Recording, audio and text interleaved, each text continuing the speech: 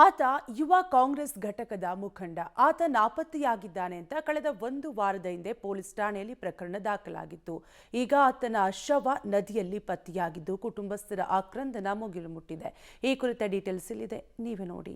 ಹುಟ್ಟು ಹಬ್ಬದಂದೇ ಯುವ ಕಾಂಗ್ರೆಸ್ ಕಾರ್ಯಕರ್ತ ಹತ್ಯೆ, ಕಂಠಪೂರ್ತಿ ಕುಡಿಸಿ ವರದಾ ನದಿಗೆ ತಳ್ಳಿದ ಕಿರಾತಕರು. ಹೌದು, 1 ವಾರದಿಂದ ನಾಪತ್ತೆಯಾಗಿದ್ದ ಯುವ ಕಾಂಗ್ರೆಸ್ ಕಾರ್ಯಕರ್ತ ಕೊಲೆಯಾದ ಸ್ಥಿತಿಯಲ್ಲಿ ಪತ್ತೆಯಾಗಿದ್ದಾನೆ. ಹಾವೇರಿ ಜಿಲ್ಲೆ ಸವಣೂರು ತಾಲೂಕು ಮೆಳಾಗಟ್ಟಿ ಗ್ರಾಮದ ವರದಾ ನದಿಯಲ್ಲಿ ಮನೋಜ್ ಪ್ರಕಾಶ ಉಡಗಣಿ ಶವ ಪತ್ತೆಯಾಗಿದೆ.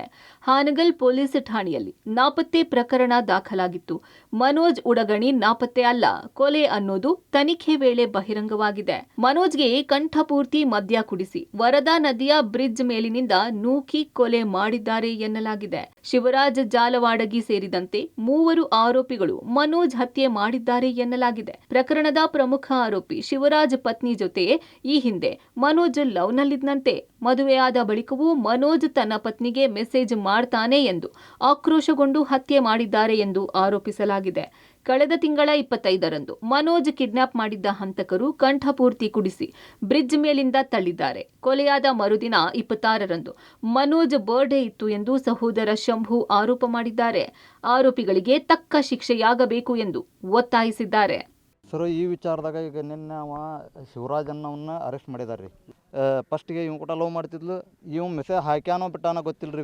ಫೇಕ್ ಅಕೌಂಟ್ ಮಾಡ್ಕೊಂಡಾದರೂ ಅಕ್ಕಿ ಮೆಸೆಂಜರ್ಗೆ, ಫೇಸ್ಬುಕ್ ಮೆಸೆಂಜರ್ಗೆ ಅಶ್ಲೀಲವಾದಂಥ ಮೆಸೇಜ್ ಕಳಿಸ್ಕೊಂಡು ನೀನ ಕಳಿಸಿ ಅಂತೇಳಿ ಒನ್ ಟೈಮು ಇವ್ ಬಂದು ಧಮ್ಕಿ ಕೊಟ್ಟು ಹೊಡೆದು ಕುತ್ತಿಗೆ ಮಠ ಅವತ್ತು ಚಾಕು ಇಟ್ಟೋಗ್ಯಾನ ಸರ್.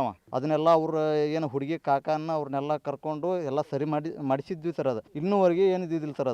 ಇದು ರೀಸೆಂಟಾಗಿ ಒಂದು 4-5 ತಿಂಗಳ ಹಿಂದೆ ಆ ಹುಡುಗಿ ಮೆಸೇಜ್ ಹಾಕಾಕತ್ಲು. ಇವು ಮತ್ತು ಏನು ದ್ವೇಷದ ಮ್ಯಾಗ ಇವು ಮಾಡಾಕತ್ನು ಅದೇನು ಗೊತ್ತಾಗಲ್ಲ ರೀ. ಸಡನ್ಲಿ ಆ ಥರ ಮೆಸೇಜ್ ಬರತ್ತು. ಇಲ್ಲ ಬಸವರಾಜ ಅಂತ ಸರ್. ಬಸವರಾಜ ನನಗೆ ಗೊತ್ತಿಲ್ಲ ರೀ, ಅವ್ನು ಗೊತ್ತಿತ್ತು ರೀ. ಅವ್ನ ಮೊಬೈಲ್ ಸಿಕ್ಕರೆ ಡೀಟೇಲ್ ಆಗಿ ಟೋಟಲ್ ಆಗಿ ಎಲ್ಲ ಸಿಗತ್ತೆ ರೀ. ಮನೋಜ್ ತಮ್ಮೂರು ಬೊಮ್ಮನಹಳ್ಳಿ ಗ್ರಾಮದಲ್ಲಿ ತಂದೆಯ ಜೊತೆಗೆ ಡಾಬಾದಲ್ಲಿ ಕೆಲಸ ಮಾಡುತ್ತಿದ್ದ. ಜೊತೆಗೆ ಯೂತ್ ಕಾಂಗ್ರೆಸ್ ಕಾರ್ಯದರ್ಶಿಯಾಗಿ ಕೆಲಸ ಮಾಡ್ತಿದ್ದ. ಶಿವರಾಜ್ ಜಾಲವಾಡಗಿ ಪತ್ನಿ ಜೊತೆ ನನ್ನ ತಮ್ಮ ಮನೋಜ್ ನಡುವೆ ಲವ್ ಇತ್ತು. ಮದುವೆ ಆದ ಬಳಿಕ ಮನೋಜ್ ಮೆಸೇಜ್ ಮಾಡಿದ್ದಾನೆ ಎಂದು ಆರೋಪ ಮಾಡಿದ್ರು. ಇದೇ ವಿಚಾರವಾಗಿ ಈ ಹಿಂದೆಯೂ ಮನೋಜ್ಗೆ ಜೀವ ಬೆದರಿಕೆ ಹಾಕಿದ್ದರು. ಅಲ್ಲದೆ ಮನೋಜ್ ಕುತ್ತಿಗೆಗೆ ಚಾಕು ಇಟ್ಟು ಕೊಲೆ ಮಾಡೋದಾಗಿ ಬೆದರಿಕೆ ಹಾಕಿದ್ದ ಎನ್ನಲಾಗಿದೆ. ನನ್ನ ತಮ್ಮ ಯೂತ್ ಕಾಂಗ್ರೆಸ್ ಜಿಲ್ಲಾ ಕಾರ್ಯದರ್ಶಿ ಇದ್ದು ಬಹಳ ಸಕ್ರಿಯವಾಗಿ ಓಡಾಡಿಕೊಂಡಿದ್ದ. ಅವನನ್ನು ಕಿಡ್ನಾಪ್ ಮಾಡಿ ಶಿವರಾಜ್ ಜಾಲವಾಡಗಿ ಹತ್ಯೆ ಮಾಡಿದ್ದಾರೆ ಎಂದು ಆರೋಪಿಸಿದ್ದಾರೆ ಕುಟುಂಬ ಸದಸ್ಯರು. ಹೋದ್ರೆ ಬಸ್ ಸ್ಟಾಂಡ್ ಕಡೆ ಹೋದಾಗ 2 ಗಂಟೆ ಸುಮಾರು ಫೋನ್ ಮಾಡಿದ್ದಾರೆ. ಅಪ್ಪಾಜಿ ಚಾಯ್ ಬೇಕಾಯ್ತು, ಬರ್ತಾನೆ ತಡಿಪ ಬಂದಪ್ಪೆ 10 ನಿಮಿಷ ಆಯ್ತು. ಒಂದು 10ರಿಂದ 15 ನಿಮಿಷ ಒಳಗೆ ಹೋದರೆ ಅಂಗಡಿ ಅಂತೆಲ್ಲ ಬೈಕ್ ಇಟ್ಟು ಎಲ್ಲಿ ಹೋದ ಗೊತ್ತಾಗಲಿಲ್ಲ. ಕಡೆಗೆ ಆಗಪ್ಪ ಅನ್ನಿಸ್ತೆ, ಬಾರಪ್ಪ ಇಲ್ಲಿದೆ. ಬಂದೆ ಅಂದರೆ ಬಾಜಾಗಡೆ ಚಾವಿ ಕೊಡು ಬಂದೆ ಅಂದರೆ ಆತಪ್ಪ ಅಂತ ಅವನಿಗೆ ಚಾವಿ ಕೊಟ್ಟೆಲ್ಲ ಆಯ್ತು. ಆಗತ್ಲೆ ಬಡ ಅರ್ಧ ತಾಸಿಗೊಮ್ಮೆ ಫೋನ್ ಮಾಡಾಕತ್ತೆ ಅವಾಗ. 10 ನಿಮಿಷ 6 ಗಂಟೆ ತನಕನೂ 10 ನಿಮಿಷ ರೀ. 6:30 ಯಾಕೆ ಬಂದ್ರಿ? ಅಂಗಡಿಯಾಗ ಕರೆಂಟ್ ಇಲ್ಲ ತಮ್ಮ, ಅಂಗಡಿ ಅಂತ ತೆಗೆದು ಬೇಡ, ಮನೆಗೆ ಬಂದ್ಬಿಡು. ಆತಪ್ಪಾಜಿ ಬರ್ತಾನೆ ಅಂತೇಳಿ ಮತ್ತೆ ಬರ್ತಾನೆ ಬಿಡು. ಇಲ್ಲೇ ಮತ್ತೆ ಎಲ್ಲಾರ ಅವ್ರ ಫ್ರೆಂಡ್ಸು ಏನು ಇರ್ತಾರಂತ ಲಕ್ಷ್ಯ ಮಾಡಿದ್ರಿ.